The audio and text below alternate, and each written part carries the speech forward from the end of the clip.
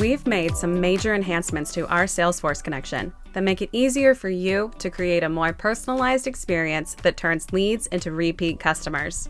These updates include the ability to sync opportunities on contact records, trigger automations when opportunities are created or updated in Salesforce, personalize automation emails with opportunity fields, seamlessly connect accounts between platforms, map standard and custom fields on accounts, and quickly troubleshoot sync failure with improvements to the health dashboard.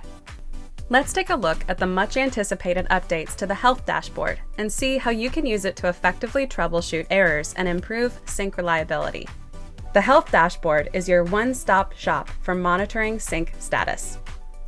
New filter options allow you to narrow down and monitor all of your syncs based on the sync object, which includes accounts, contacts, leads, or opportunities, the sync type, inbound or outbound, and also by the sync status. These filter options will go a long way to help identify those syncs that require attention and provide a clear path for resolving errors in a timely manner. If for some reason your batch sync fails or records are only partially delivered, you now have a full breakdown of real-time sync stats with quick links to review the errors in detail. Let's take a look at this example of a partial sync where 106 of the records failed. By clicking View, you can investigate in more depth and quickly identify what prevented the batch sync. In this instance, we can see that required fields are missing. We don't have to guess at which fields are missing, because under the message box, we see the exact error that took place.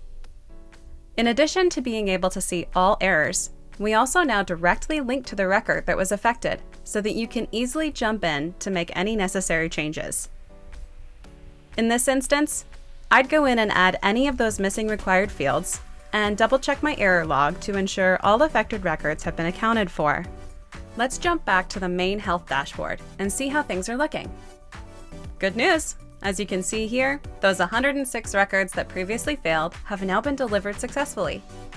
And there you have it, a crash course on how to troubleshoot sync errors using the new and improved health dashboard.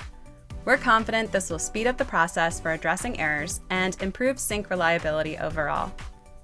Go ahead and log in today and check it out. If you love it, be sure to leave us a review on the Salesforce Marketplace.